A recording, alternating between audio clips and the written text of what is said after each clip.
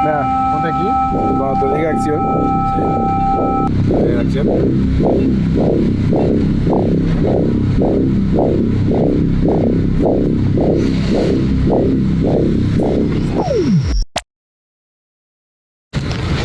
Es impresionante la película. Ahí te platico. Porque es muy sintomático de toda una situación contextual, pero hola, Lisa, ¿cómo estás? Hola, Diego. Yo bien, ¿tú? Muy bien. Fresco. Porque te acabas de parar en el ventilador. Exacto. Y me rasqué la espalda. Es como un osito. Vamos a hablar de Horse Girl, ¿no? La chica del caballo. Uh-huh. Que está en Netflix. Es una película que ella escribió, la actriz, junto con el director. Y ella dice que está basada en su experiencia familiar. Véanla. Se las recomiendo. ¿Te gustó mucho, no dices? Sí, me gustó. Para mí tuvo un impacto muy particular. Porque nunca había visto una película de lo que es convivir con alguien así. Y gran parte de el drama, entre comillas, de mi vida ha sido que nadie me cree. O sea, cuando tú eres un niño que crece con alguien así, que tu mamá es así, le dices eso a todo el mundo. Incluso se lo he dicho de adulto a adulto, y no me creen. Uh-huh. No, estás exagerando. No creo. O no te dicen nada, pero te ven así como... ¿no? O cuando eres adolescente y haces un comentario de mi papá, uh-huh, y te dicen, ¿qué se fumó? Y tú dices... ¿Cómo no era normal? Entonces mejor ya no ando contando cosas de mi papá. Sí, o que se fumó el morro, ¿no? Uh-huh. O sea, a mí siempre me estás exagerando qué cosas dices. Y como la persona, como en la película está muy bien retratado, cuando se da cuenta que lo que está diciendo va a ser, entre comillas, malinterpretado, uh-huh, toma una actitud muy a la defensiva, ¿no? E incluso violenta, pero también muy de no pasa nada, todo. No dije nada, todo bien. Y me hizo mucho clic en esa época porque justo ese año que salió fue cuando mi mamá tuvo su ataque psicótico más fuerte y se parecían mucho las narrativas, ¿no? Y que incluso lo hablamos en su momento tú y yo, como de, yo te decía, ¿por qué siempre son aliens o la policía o sea, o es Dios o son aliens o es el presidente? O sea, como que siempre es una figura así y ahorita platicamos de eso, pero era como... Tiene toda una lógica interna como el delirio, lo que sea que están como creando en su cabeza, ¿no? Y tiene una lógica interna que para ellos es la verdad absoluta. Y que tú no puedes competir con eso, ¿no? Y que cuando eres adolescente o niño y estás como ante eso, pues tu persona, la responsable de ti, te está diciendo que el mundo funciona de esta manera, ¿no? Uh-huh. Y se puede volver algo muy difícil de lidiar. Como de, a ver, si lo que ella dice es cierto, entonces toda esta gente está mintiendo, ¿no? O sea, hay una conspiración, literal. Uh-huh. Pero tú que no tienes una condición mental de esa naturaleza, te das cuenta de que, pues, no es cierto tampoco. Pero entonces tú les dices y no te creen. Entonces genera una especie de irrealidad y como gaslighting de ambos lados. Que sí es psicotizante. Ajá, porque en la película se suicida a su mamá, ¿no? Uh-huh.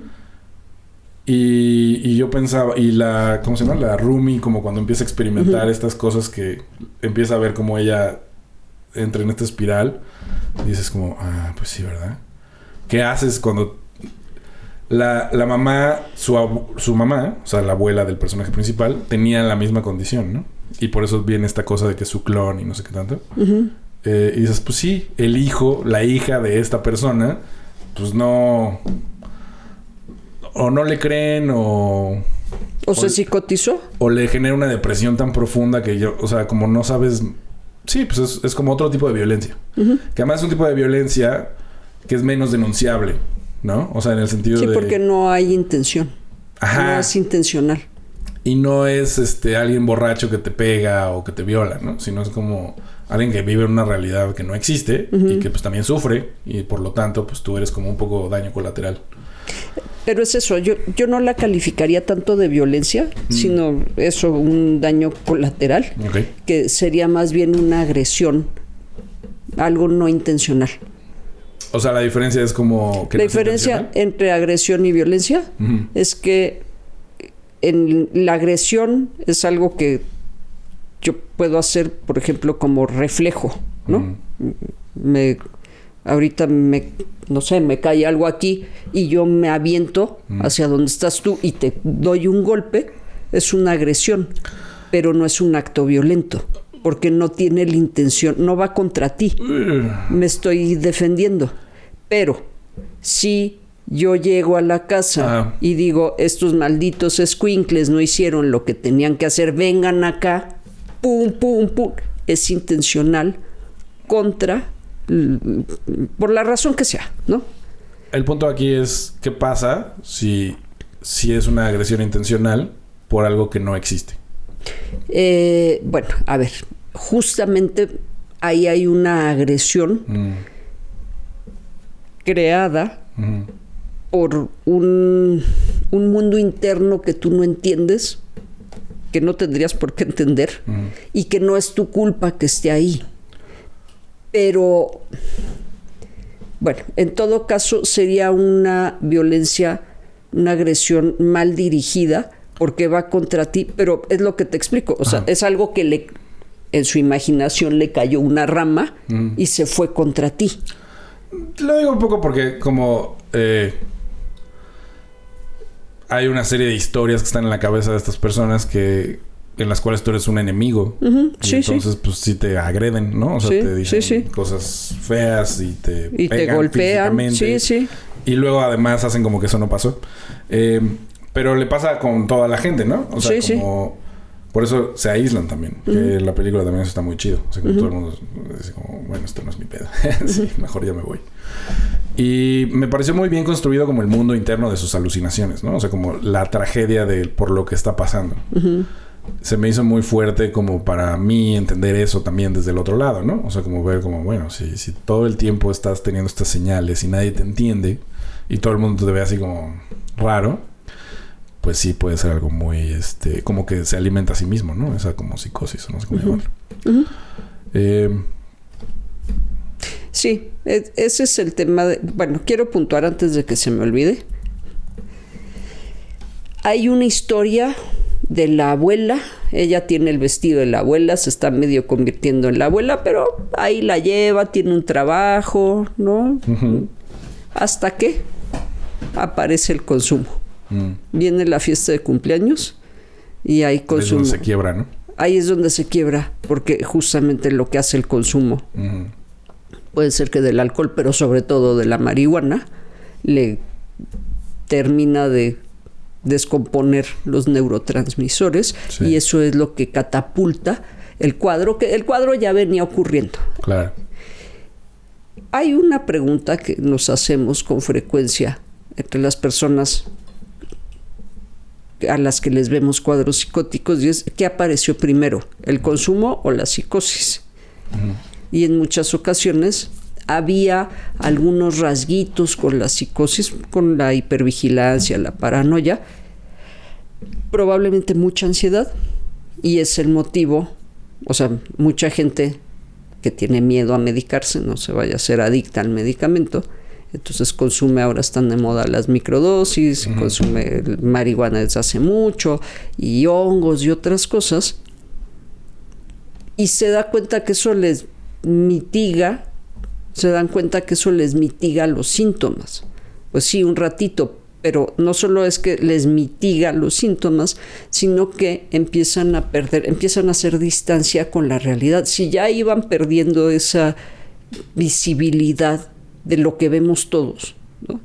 Con el consumo esa distancia se hace más grande y empiezan con más seriedad los cuadros que tienen gradientes, ¿no? Desde mucha angustia, esa angustia se puede convertir como en un poco de paranoia, de hipervigilancia y paranoia, y de ahí a claras alucinaciones.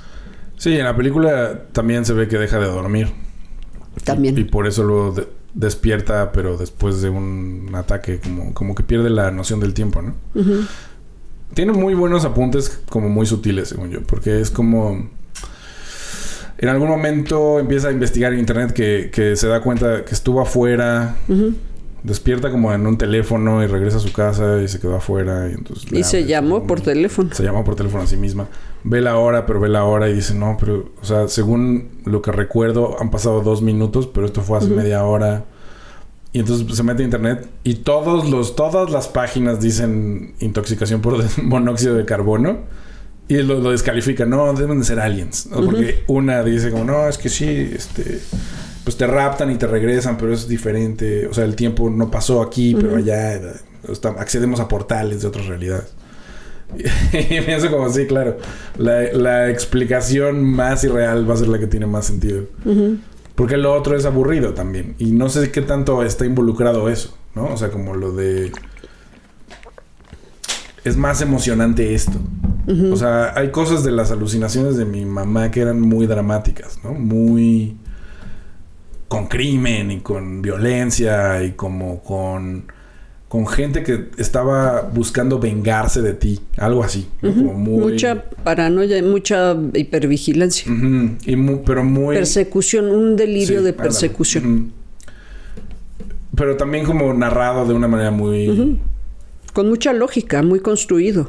Y muy Lo que estoy tratando de decir es como muy narcisista. Como yo soy el centro del universo. Por eso me están tratando de atacar. Porque la verdad va a salir a la... Y es como...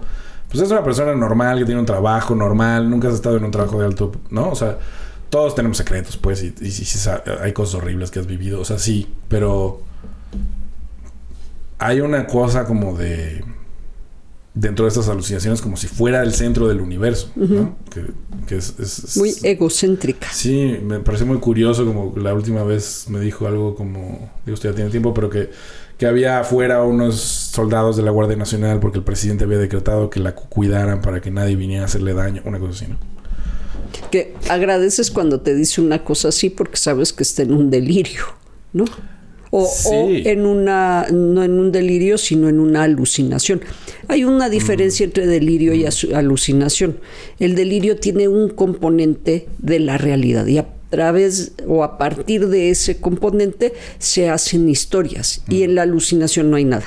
O sea, todo está dentro. Entonces, sí, eso es como una alucinación, ¿no? Un delirio es que se hubiera asomado por la ventana y vio a alguien de la Guardia Nacional. Y dijo, entonces, dijo, claro, pero no es uno, son 50 que están parados ahí, claro, resguardando este edificio donde yo estoy, porque el presidente tiene un claro interés en que nada me vaya a pasar, porque que también tiene mucha angustia, ¿no? Porque necesito 50 personas ahí cuidándome. Sí, y si junto todas las historias que me ha dicho, todas tienen sentido entre sí. O sea, son como una película muy complicada. Que... Ya tienes un guión ahí, sí, bueno, para varias películas. Varios, sí. Es como para una serie de 12 temporadas, así de... Pero es en esta película, cómo se va como... La relación entre la realidad y la ficción de sus delirios y cómo se va acomodando, cómo ella participa para acomodarlo, pero también cómo se van acomodando otras cosas. Y como las traiciones de la mente, ¿no? Como este señor con el que sueña que nunca ha visto según, pero que luego lo ve y dice, es el de al lado, ¿no? Y pues, que claro, seguro lo ve porque está ahí. Seguro lo había visto. Pero hubo algo que también se me hizo muy, muy chido. Cuando ya la meten al psiquiátrico la primera vez, lo atiende su trabajador social y le dice, hola, qué bueno verte de nuevo o algo así, ¿no? Ella no tiene ningún recuerdo de que ella haya estado ahí antes, ¿no? Pero además la vio la semana pasada. O sea, es como que está haciendo el seguimiento de ese internamiento. Y pasa mucho eso, ¿no? Cuando está con su cotrabajadora porque llegó desnuda al trabajo y no entiende cómo llegó ahí. Y la otra le dice, no, piensa cosas positivas como las flores o la mermelada. Que eso también... Me acuerdo de esas pláticas, ¿no? Como de, señora, o sea, yo sé que se preocupa por mi mamá, pero eso no le va a servir de nada. O sea, esto es mucho más grave. Necesita medicación. Pero que suena el teléfono y la trabajadora, su compañera de trabajo, no lo pela. Y es porque no está sonando realmente. Ella contesta y escucha lo que le va a decir. Y entonces le dice, puedo escuchar el futuro. Y ese tipo de como... es como película de terror. Ese tipo de... Es terrorífico. De interacciones me pasaron muchas veces y es como algo que yo no había como realmente asimilado como el trauma que fue. Como que es como, sí, mi jefa, ¿no? Pero pensar como, pues, desde morrillo lidias con estas cosas, ¿no? Y como no... O sea, en la vida real, pues nadie sabe muy bien qué hacer. O sea, un adulto maduro, preparado, tampoco sabe muy bien qué hacer ante una situación así. Es como... No estamos educados para eso, pues, ¿no? Digo, sí hay cosas que hacer. Y sí, pero es muy difícil, ¿no? Yo, cuando estaba en el hospital, que sí veía pacientes psicóticos, cuando empiezan a decirte cosas, tienes que prestar mucha atención a los detalles, porque hay cosas que son ciertas, hay otras que no son ciertas. Exacto. Entonces, no sabes cuál es. Claro, y no quieres descalificar las que sí son realidad, más bien esas quieres apuntalarlas y decirle, no, eso sí pasó, ¿no? Pero eso además, ¿cómo puedes saber? O sea, hay una serie de cosas. Yo acompañaba a mi mamá en estas consultas psiquiátricas porque el psiquiatra de Querétaro no se dio cuenta de que estaba alucinando 24 horas al día. Y yo quería ver por qué. Entonces me metí a la consulta con ella. La psiquiatra no me quería dejar entrar y yo le digo, es importante porque está alucinando y no me crees, ¿no? Necesito como que te diga lo que te va a decir y yo te puedo decir que sí es cierto y que no. Estoy con mi tía, no, o sea, como no tengo nada que ganar aquí, pues, ¿no? Y como que está bien. Sí, también hay miedo, ¿no? Como de, va a decir que soy incompetente. ¿Qué digo? Puede que sí. No lo sé. No pasé suficiente tiempo, pero bueno, al final le empezó a decir cosas. Y también para mí era interesante como verlo desde el punto de vista de la doctora. Pues ella no tiene manera de saber que estas personas a las que mi mamá se refiere no existen. No existen, sí. O están muertas desde hace 30 años, ¿no? O sea, como dijo, no, pues me vino a visitar mi papá, que no sé qué. Su papá se murió en 95. Cosas así, ¿no? Y es como... Porque eso es lo que te iba a preguntar. O sea, hay un momento en el que saben que lo que están diciendo no es que no sea cierto, sino va a ser juzgado como si no fuera cierto. Para ellos. Porque no es cierto. Pero mi mamá era muy hábil para no decir lo de los seres pequeños o los seres invisibles o los rayos que ve que vienen de la torre, de los aliens, de no sé qué, o esto de cruzar de realidad. Eso nunca lo decía a menos de que se lo preguntara frontalmente. Y le decía, dile sobre los hombres pequeños. Y pues, bueno, sí, pues... Y lo decía como si nada. Pero es como no llegaba ahí a menos de que tú le preguntaras, ¿no? Como sabiendo, es que entonces no me va a creer porque no... O sea, como... ¿Saben? ¿Es parte de la conspiración? Pues esa es mi pregunta. O sea, es como, el doctor es parte del problema. Muchas veces sí. Y muchas veces hay como un intermedio de realidad. Entonces... Son como estos secretos que solo le van a contar a los que sean privilegiados, a los iluminados.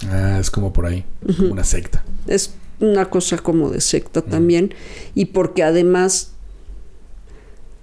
esos seres pequeños, en realidad las otras personas nunca hablan de ellos. Probablemente salen en alguna película, pero el que habla de ellos es porque está un poco... Ya. O porque es especial. O porque es especial. Verlos, es una cuestión de secta. Robin Williams.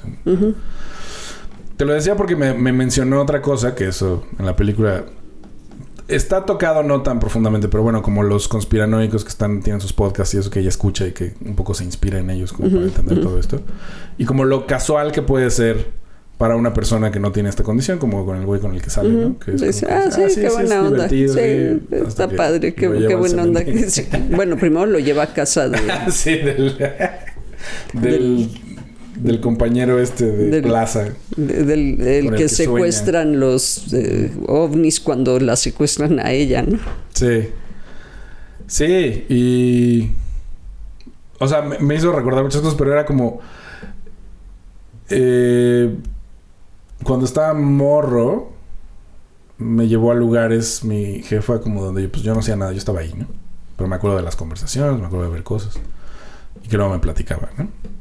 Y entonces ahora que la vi me dijo como... sí, es que yo empecé a trabajar con unos psíquicos. Y como, ¿psíquicos? Sí. Y me iban a ayudar primero. Y luego como que nos fuimos a otro lugar, o sea, a otro estado a vivir, no sé. Y los contacté porque yo dije, yo quiero trabajar con ellos, ¿no? Quiero ser psíquica también. Porque la lógica, o sea, lo que ellos le decían... Ahora, yo sé que sí existen porque los vi, ¿no? O sea, era que pues hay gente sensible, hay gente con habilidades. Se supone que me entrevistaron para ver si yo tenía habilidad. Cuando tenía como 12 años o 13. Y no calificaste por lo que veo. No. Yo solo tenía hambre. Sí, pero me dijo que empezó a hacer unos ejercicios con ellos y empezó a ver cosas, empezó a ver más cosas. Y luego como que ya no quiso. Y entonces que ella teme que la estén buscando todavía y que quieran hacernos daño, ¿no? Tanto a mí como a ella. Y lo dice muy preocupada. Y luego pensaba como, ok. No sé qué porcentaje de esa historia es real o no. Ni tengo manera de saber. Sí los vi. Sí sé que íbamos a esos lugares y sí sé que existen estas personas. No sé exactamente qué le decían. Pero ahora, es posible que haya sectas... O sea, creo que lo que es posible es que hay sectas que abusan de gente con enfermedades mentales. ¿No? O sea, como que los captan, o los cooptan más bien, y les quitan dinero y recursos y los reclutan en este tipo de cosas y saben que les pueden dar vueltas como de ese tipo y alimentando como una enfermedad. O sea, de manera consciente, sabiendo como, esta persona tiene como delirios y podemos alimentarlos y beneficiarnos de eso. O sea, es una posibilidad.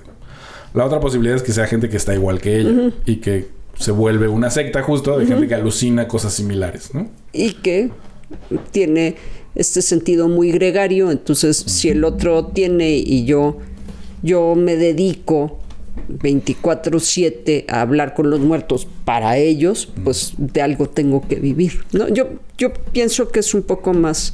Sí. O sea, que no hay tanta como premeditación en dañar a estas personas que no están muy bien, sino más bien que están todos como en el mismo nivel de realidad o de... Ándale, como un espectro ahí alucinatorio variado. Hubo hace años un caso en una institución de niñas que las niñas se psicotizaron.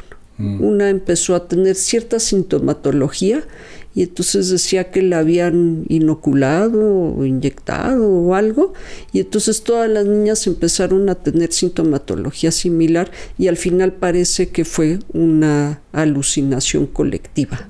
No sé mucho de ello, pero he oído varias veces de las alucinaciones colectivas.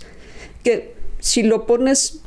Hablando del nazismo, si lo pones en términos mediáticos, claro, para efectos de algún propósito político, religioso, pues sí, hay cosas que son alucinatorias. Nunca he visto eso, pero he visto, por ejemplo, estos videos de algunos ritos religiosos en los que la gente entra como en la misma sintonía y empiezan a tener convulsiones y eso. Es como los exorcismos o como... Ajá. Sí. Sí. Bueno, y también hay como un asunto de... En la pandemia creo que pasó mucho. O sea, como había una información que llegaba oficialmente del gobierno. Paralelo a eso te bombardeaban con otras cosas y había mucha gente que sí se volvió loca, ¿no? O sea, como ya nadie se acuerda, pues, pero era como este chisme del líquido de las rodillas y sí, tenían en los hospitales. Digo, la gente que trabajó en hospitales se acuerda porque le tocó vivir mucho eso, ¿no? Pero... Sí, los agredían porque les iban a sacar el líquido. Que ahora lo escuchas y dices, bueno, desde entonces era como absurdo, pero ahora es como... Es absurdo en un nivel, pero tiene su lógica. Claro. En la... ¿Qué es lo que pasa? Empieza a subir la ansiedad. Exacto. Y ante la incertidumbre tú quieres explicaciones. La búsqueda natural, biológica de nuestro cerebro por explicar las cosas nos puede llevar a lugares absurdos. Y mira, la verdad es que tampoco lo conocemos todo. Hay muchas cosas para las que no tenemos explicaciones. Tal vez la ciencia dentro de 300 años tenga una explicación. Pero hoy día hay cosas para las que no tenemos explicaciones. Y tal vez paradójicamente, dentro de 300 años, haya miradas más espirituales como explicación para algunas cosas. Curiosamente, ¿no? Curiosamente, porque yo pienso que, o sea, la ciencia nos ha servido mucho, pero es un campo muy constreñido, porque solo explica, o sea, es como meter un pie que calza del 8 en un zapato del 3 todo el tiempo. Sí. ¿Cuánto conocemos un zapato del 3? ¿Y de cuánto es nuestra necesidad de conocer? De un pie de 32 centímetros, ¿no? Claro. Entonces, no tenemos explicaciones para muchas cosas, por un lado. Por el otro lado, somos todos sujetos de pensamientos mágicos. Todos tenemos pensamientos mágicos. Y habrá gente de ciencia que me diga, no, yo no tengo ninguno. Te aseguro que tienes uno. Porque, por cierto, la ciencia, que es así de chiquita, te da tus explicaciones. Claro. Y entonces, lo que tú pensabas hace 30 años, que era así como religión, hoy ya no es válido. Sí, y luego pasa al año siguiente, ¿no? O sea, como, todos creíamos que la física funcionaba así y acabamos de descubrir, pues que ni madres. A ver, todos pensábamos que lo mejor que podíamos beber en la vida era leche de vaca. Sí. Y hoy está proscrita, incluso entre los niños, ¿eh? A los niños no se les está dando la cantidad de leche que se les daba. O sea, yo podía tomarme 2 litros de leche al día cuando era niña. Porque era lo mejor que podía beber. Sí, por eso está tan fuertecito, ¿no? Se ve que sí le gusta el huevo. Sí. Bueno, el huevo que va, viene, ¿no? Del huevo que un día es lo peor del mundo y otro día es la cosa que tiene más proteína, pero es que también tiene mucho colesterol, pero entonces también Pero si comes colesterol no pasa nada, en realidad el problema es hormonal. No, y ahora, bueno, lo que es cierto también, ¿no? Necesitas colesterol. Pues sí, para pensar, ¿no? Para pensar, nada más y nada menos que para pensar. Entonces, si está muy bajo tu colesterol, es su problema. Antes era un beneficio. Ahí están los pensamientos mágicos. Por más ciencia que haya en eso, son pensamientos mágicos porque la gente lo piensa como que eso le va a cambiar la vida, ¿no? Además, la realidad pues no es reproducible al 100% nunca de una misma manera. O sea, ningún cuerpo es realmente igual. Puede haber cosas muy parecidas, pero todo cambia, ¿no? O sea, cada experiencia es diferente. Entonces, hay muchas limitantes también a cómo funciona la ciencia, pues, que son limitantes que no sabemos cómo mejorar todavía. Así es. O sea, pero es lo que te digo, cuando tú crees a pie juntillas en algo, claro, porque es, ¿no? Es ciencia. Entonces, si es ciencia, no tiene discusión. Lo que diga la ciencia es indiscutible. Hay algo que... Conozco mucha gente que cree en los fantasmas. Lo cual siempre me sorprende. Pero bueno, hay mucha gente que cree en los fantasmas. ¿Por qué te sorprende? No sé. Bueno, okay. O sea, porque para mí nunca ha sido algo real. Para mí el miedo era como de cosas muy, muy tangibles, ¿no? O sea, como una vez intentaron robarme en mi casa. Mi jefa se paraba a las 3 de la mañana a hablar con las paredes. Entonces era como, ok, esto sí está pasando. Y no es un fantasma, no es un monstruo, es una persona que tiene... está alucinando. Pero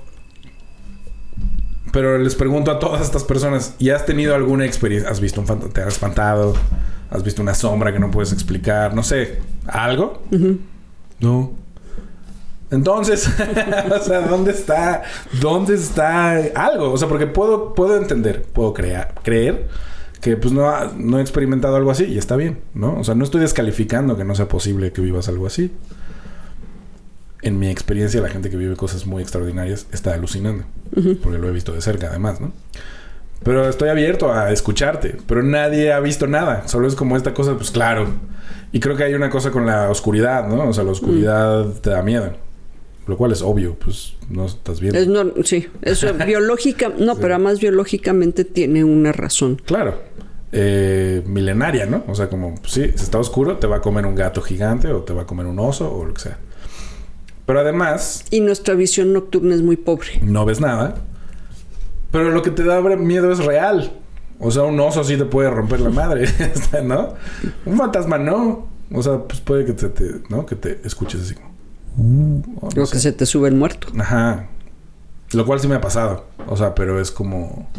No estás realmente despierto, ¿no? Estás como dormido, soñando que estás despierto. Porque luego me despierto y digo como... Pero bueno, no sé. O sea, es como... Creo que la gente que ve fantasmas... Pues es más probable que tenga una enfermedad mental. Digo, con la ciencia limitada que tenemos al respecto, ¿no? Porque también sí hay muchos charlatanes. O sea, eso está comprobado. Sí. ¿Tú viste el escándalo que hubo con las películas estas del Conjuro? No. Las películas del Conjuro son muy famosas y tienen mucho... Y son de fantasmas, ¿no? Son de fantasmas. Han hecho mucho dinero. Y mucho tiene que ver con que al principio dice esto está basado en una historia real. Porque estos cazafantasmas, la pareja, existió. Y entonces alguien demandó a Warner Brothers por decir que eso era real cuando habían sido charlatanes comprobados durante mucho tiempo. O sea, un periodista investigó la historia y los cacharon en muchas... O sea, que ellos hacían los ruiditos y eso para sacarle dinero a la gente. Y entonces decían como no puedes decir que eso es real porque no es real. O sea, es real si pones que son charlatanes, pero si pones que los fantasmas sí existen, no es real. Y tú estás siendo charlatán como ellos, ¿no? Entonces tuvieron que pagar como $500 millones, una cosa así absurda. Y es como... Lo otro es la cultura, ¿no? O sea, que en el caso de la película tiene mucho sentido como el deseo de pertenecer. Y como decir, mi abuela no estaba loca, sino tenía razón, ¿no? La que estaba loca era mi mamá, que se suicidó. Exacto. Que es muy real. O sea, esta película retrata eso así perfecto, ¿no? Como la desconexión de la realidad y las consecuencias que tiene como...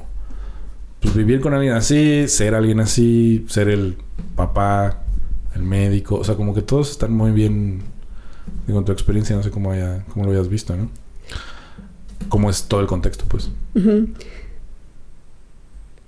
Retrata una familia completa. Hay muchas historias que están detrás que no oyes, pero que las estás viendo. Esto que dices, ella se pone el vestido, ella se identifica con la abuela, dice, somos un clon, ¿no? Se empieza... O sea, al mismo tiempo que trae la carga genética de la abuela, también empieza a reproducir cosas de la abuela de manera más o menos intencionada, aunque es como de loop, ¿no? Es como de circuitos. Es un circuito que está ahí. Ahora, desde el punto de vista de la terapia familiar, hay cosas que ocurren en 3 generaciones. Entonces, la abuela era muy rígida, la mamá, que está hasta acá de la rigidez de la abuela, es muy laxa, y entonces todo le permite a la hija o al hijo, y entonces el hijo sale al mundo y dice, ¿qué onda? ¿Cuáles eran las reglas? Nadie me las enseñó. Claro. Ya me acuerdo que la abuela sí decía que no usara la falda tan corta, que no me besuqueara con cualquier muchacho, que tuviera cuidado mi manera. Y entonces esa tercera generación vuelve a ser muy rígida. Y así se van alternando las generaciones entre características. Aquí la abuela claramente tenía un desorden psiquiátrico. Del papá no sabemos qué pasó. Entonces, porque también eso ocurre. O sea, y lo ves aquí en la cita que ella tiene con este chavo. El chavo se ve que tiene mucho interés en ella, no sexual, sino la chava le gusta. Va, sale con ella, ¿no? Además, él es como rarito también. Sí, también, ¿no? Es como medio... Es como muy tímido. Ándale. Él es muy, muy tímido, muy introvertido, que seguramente tiene un gran mundo interno. Cuando finalmente salen, se la pasan súper bien y él se divierte mucho con lo de los ovnis.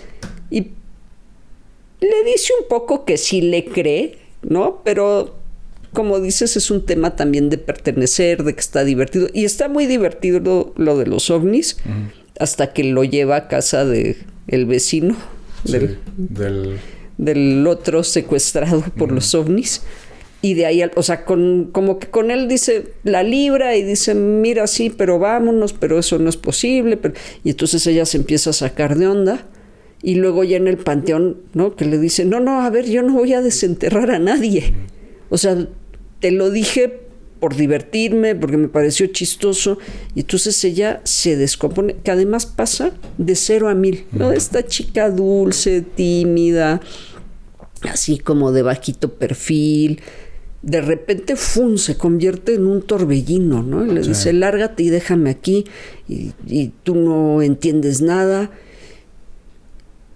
Y entonces ahí vamos al tema de los perfiles. Si él hubiera estado un poco más cucú, quizá que hubieran hecho en el panteón, ¿no? Tal vez no desenterrar un muerto, pero sí a lo mejor alguna cosa hubieran hecho en el panteón. No sé, algo que no se me ocurre ahorita. Él no está lo suficientemente cucú, pero quizá cómo estaba el papá. Porque del papá no sabemos nada. Claro. ¿No?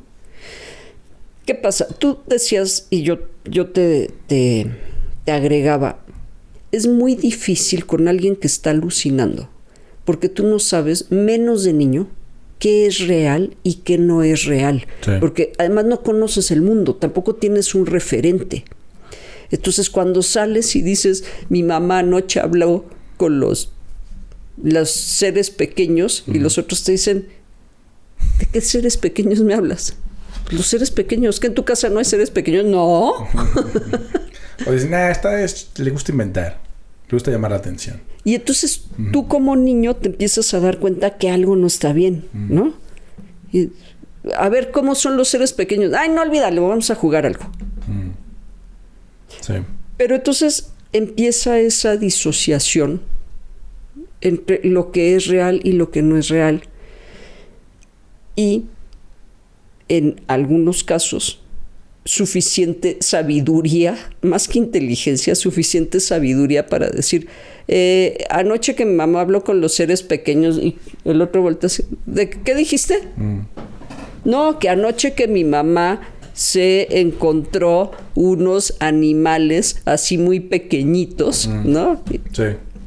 Entonces ya ahí no hay una disociación psicótica, hay un encubrimiento consciente, porque ya me di cuenta la vez pasada que se rieron de mí hasta el cansancio, y además cuando me dicen cómo son los seres pequeños, yo digo, pues en mi vida los he visto. ¿De qué hablan?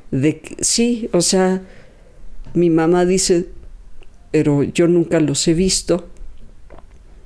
Y entonces a partir de ahí se pueden construir dos cosas: un cuadro psicótico de disociación continua, que es bastante probable para un niño muy chiquito, porque no tiene otro marco de referencia, pero cuando sale ya hay un marco de referencia, o empezar a prestar atención, que también produce mucha hipervigilancia, empezar a prestar atención de lo que sí veo y compartimos, porque lo oímos, lo vimos, lo sentimos, lo olimos, y hablamos de eso. Hablamos de eso, y lo que ella dice, pero no lo vi, ella dice, pero no lo oí, ella dice, pero no lo sentí, ella dice, pero no me lo comí, ella dice, pero nunca lo olí, ¿no? Y puede empezar a construir un mundo, más bien dos mundos. Un mundo para que, además es lo que hacemos, nos relacionamos de maneras diferenciadas con todos y son como microcosmos, ¿no? Entonces puedes tener este mundo con ella y un mundo con el resto de la gente. Sí. Eso no quiere decir que no sea frustrante, desorganizador, confuso, y a veces que produce mucho enojo, ¿no? Sí, además es solitario. Solitario. Estás muy aislado, porque nadie te cree al 100%, en nada, en ninguno de los mundos. Bueno, de adulto el psiquiatra no te cree que quieres entrar a la consulta, porque esas cosas o esas personas de las que habla no existen.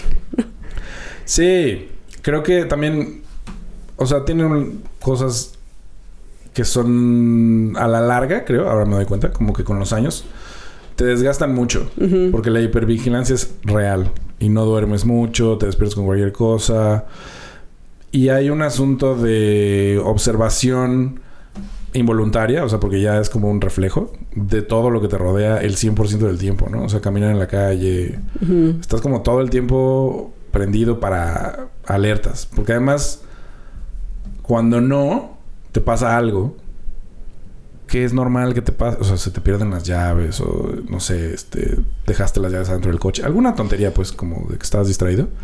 Pero en tu mundo, como vienes de un lugar en el que eso puede ser catastrófico, pues es muy, castigado, ¿no? Por ti mismo. Así como de, no, pero ¿cómo es posible? Te pasa esto a ti no te puede pasar porque tú... O sea, como que de pronto tu responsabilidad con ese adulto alucinador es, pues, que todo esté bien.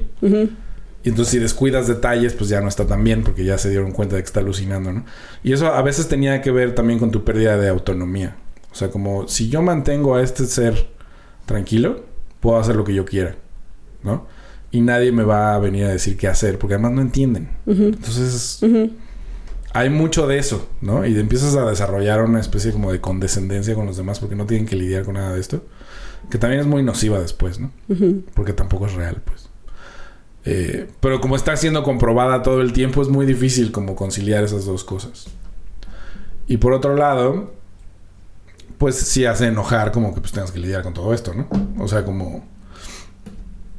Porque nada de esto es tu vida.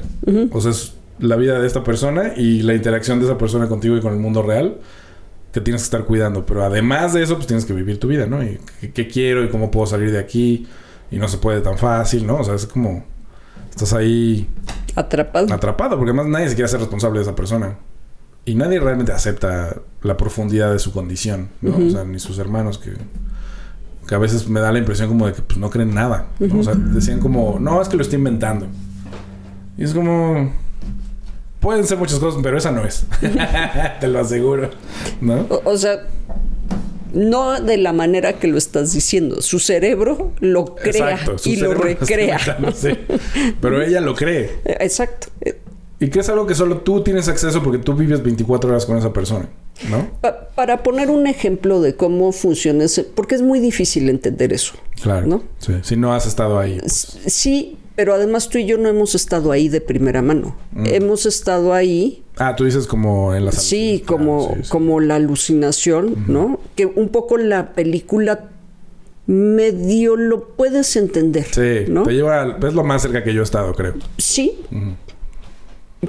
Pero un ejemplo, supongamos que te da un derrame en un ojo y tú no te das cuenta. Y entonces de repente ves un punto ahí y le dices a alguien, oye, es esa mancha que está en la pared, y el otro voltea y dice, ¿cuál mancha?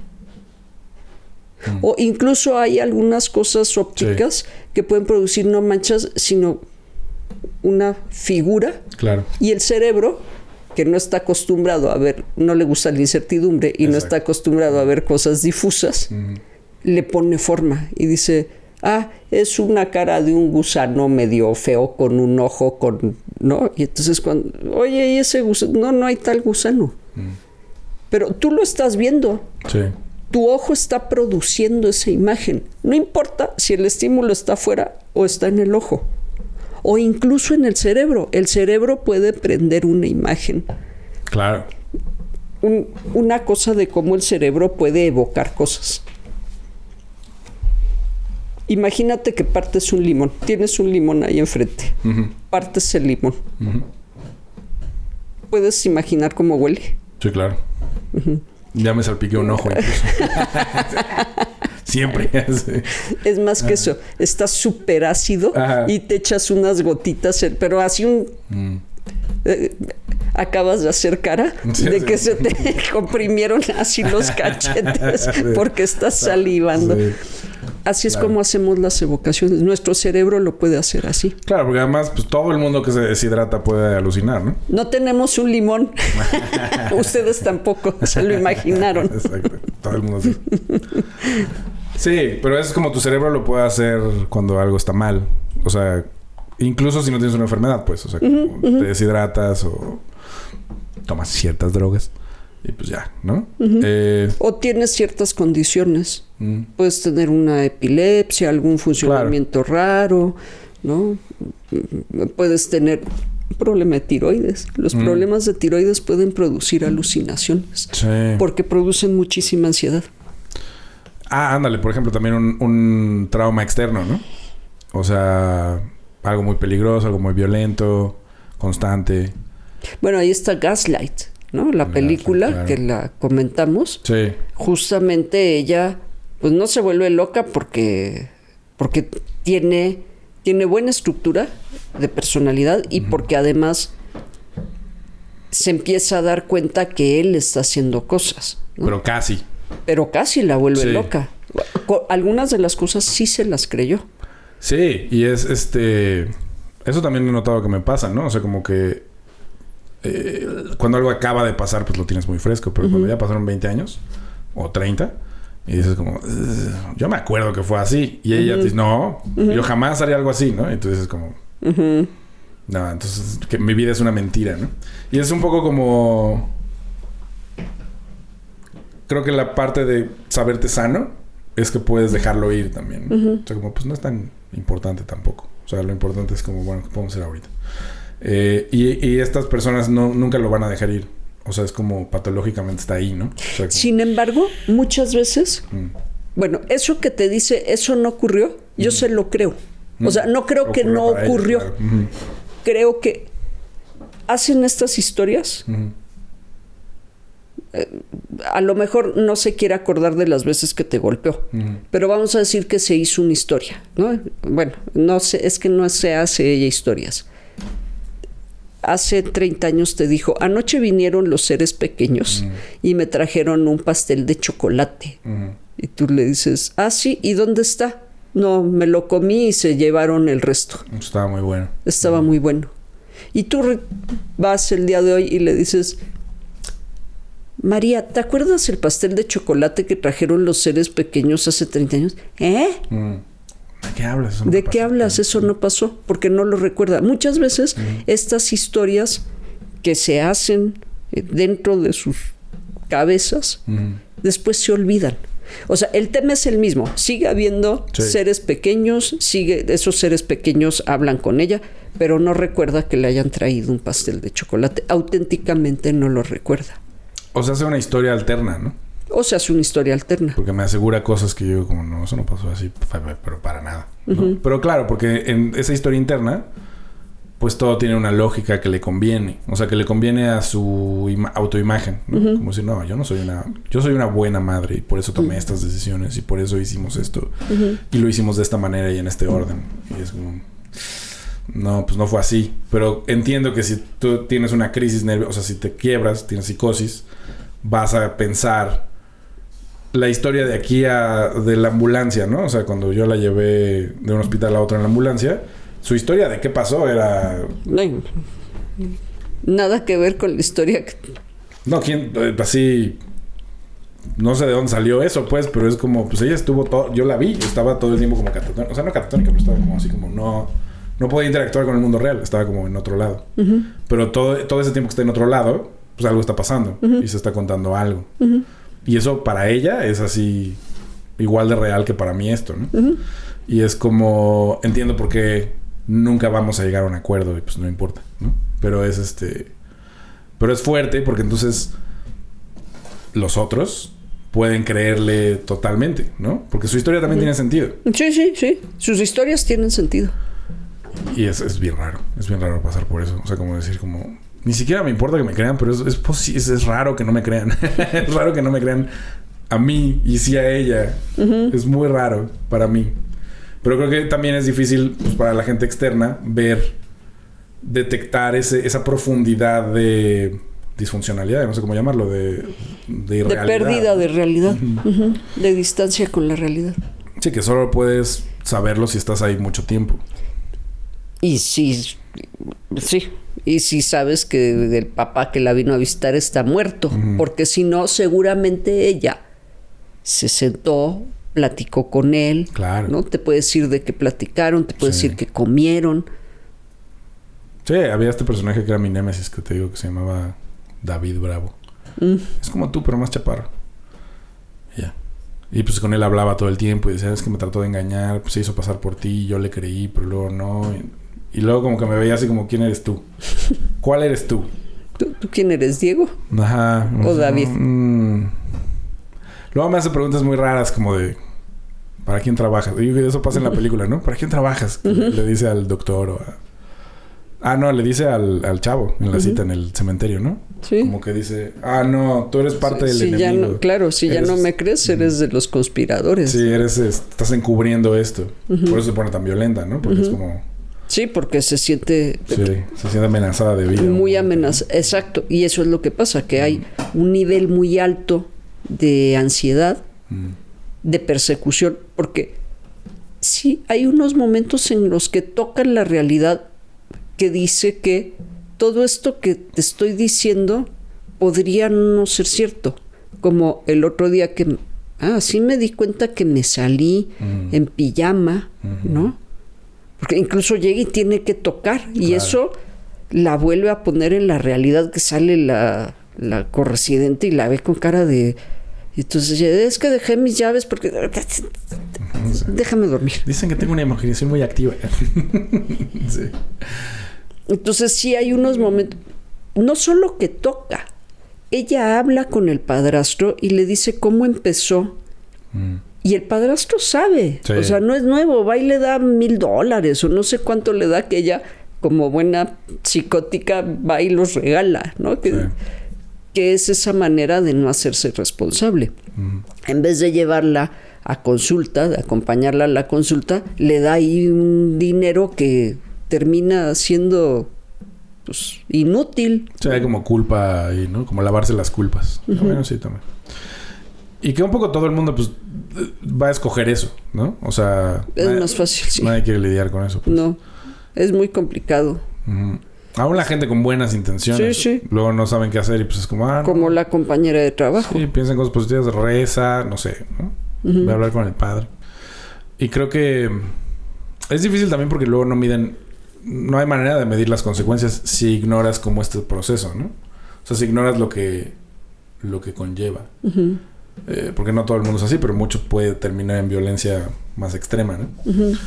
Que es lo que pasaba con este tío que te digo que de pronto bebía y era esquizofrénico y entonces en malos momentos pues salía con un cuchillo a amenazar gente en la calle, ¿no? Y medía 2 metros, entonces era como un güey ahí todo muy peligroso, a pesar de que ya estaba viejo. Y es como, pues, ¿cómo lidias con eso? O sea, regresamos a lo de la salud pública, que ahí hay una mención también, ¿no? Que ella le platica al trabajador social la historia de su abuela. Y que si luego Reagan quitó los hospitales y pues la corrieron y murió indigente en la calle, ¿no? Que es como... ¿Han salido a la calle?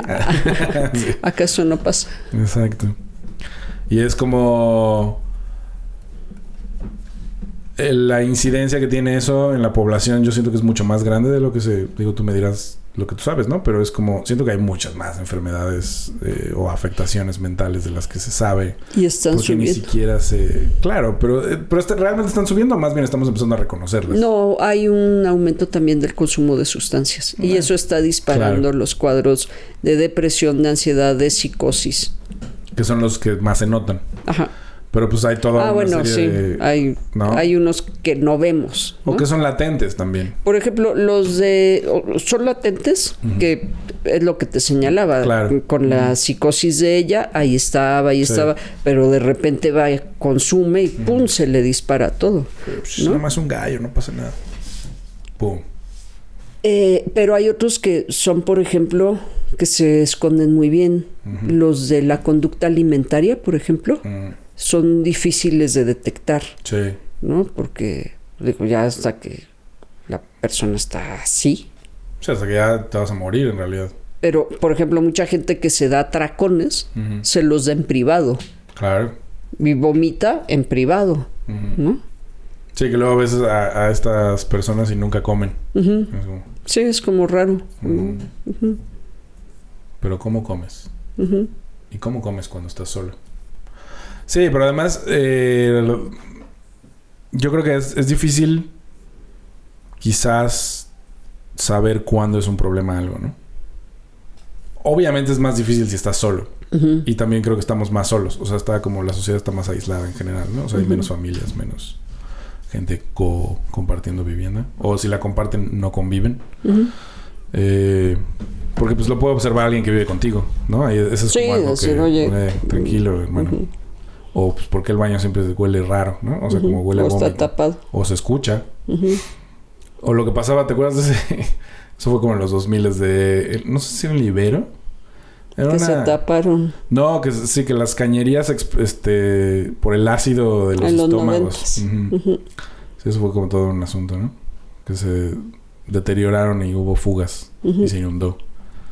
Porque vomitaban en los baños y nadie sabía o nadie quería saber. Pero, bueno, un poco es como la desinformación sobre las sustancias y también que no hay tratamientos tan accesibles para muchas de estas cosas, ¿no? También. O sea, como ¿cuál es el tratamiento? Bueno, y en términos farmacológicos también, la psiquiatría es muy nueva. Los medicamentos psiquiátricos son muy nuevos. Sí, los antipsicóticos pues, son poquitos, ¿no? Y son poquitos. Ha habido 4 generaciones, por ejemplo, de antidepresivos. Sí. Porque al principio dijeron, no, pues lo que hay que hacer es estimular la secreción de dopamina y serotonina. Y después dijeron, pues no funcionó.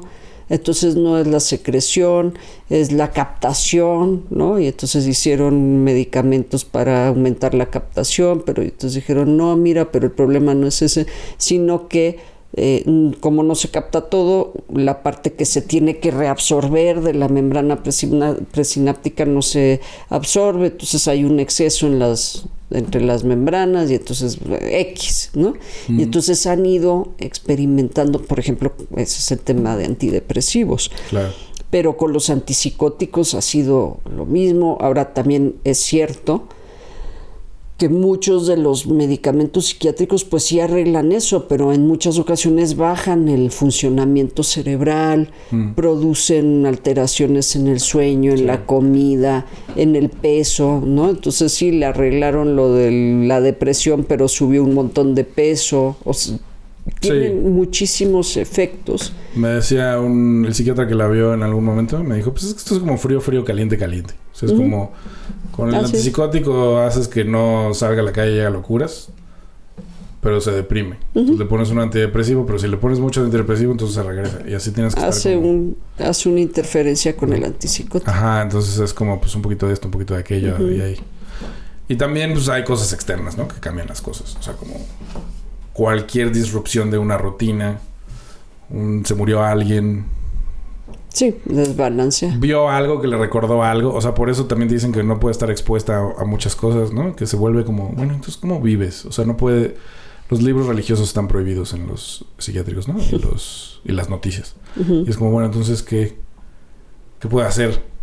¿Solo ver películas de Navidad? O sea, y jugar bingo como en las películas gringas. Exacto, sí. Ahí yo creo que los videojuegos son la respuesta, pero nadie está listo para eso. Sabes que también el videojuego tiene su riesgo. Claro, pero... Produce... Hay cierto tipo de videojuegos. Sí, pero... Bueno, las luces de la televisión producen una estimulación cerebral. Los videojuegos son altamente adictivos. Las pantallas en sí son altamente adictivas, ¿no? Los videojuegos son adictivos. Es que hay videojuegos diferentes ahora. Sí, yo sé. Como hay unos que son... vamos a vivir y a explorar. Que no son... de lograr cosas. Porque eso es lo adictivo, ¿no? Los achievements. Que es la tragaperras, pues que es TikTok y Facebook. Candy Crush. Candy Crush, que se puso muy de moda. Ultra adictivo. Súper adictivo. O sea, es tan adictivo que dentro del juego está diseñado para que no puedas jugar todo el día. Porque la gente se quedaba ahí semanas.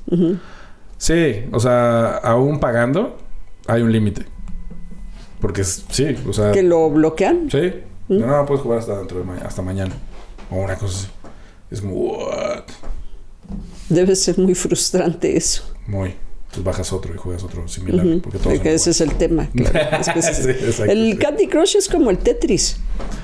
Sí. Es el mismo principio. Pues el cerebro está como muy bien diseñado para resolver cosas, ¿no? Y si estás resolviendo cosas te sientes bien. Y si te sientes bien, dopamina. Y si dopamina, pues quieres más. Y así. Que es lo mismo de TikTok o de los videos. Que es como, pues, cada video es una sorpresa, ¿no? Por eso yo te decía, son las pantallas, son los dispositivos. Es pues, literal somos palomillas, ¿no? Que ves ese meme de... Así, pegados al foco. Así, Pero pues, véanla. Es una buena película. Muy interesante. Porque sí presenta en 1 hora 50 minutos historias de 3 generaciones, ¿no? Su propia historia, la historia de la madre, historia de otras personas, como la chica que se accidentó en el caballo, lo que le pasó a ella con el caballo, o sea, las interacciones con el trabajo, con la gente del caballo, con el novio, con la roomie. Es una muy buena película. Sí, me gustó mucho. Y pues gracias, Lisa. Con gusto, Diego. Hasta luego. Bye.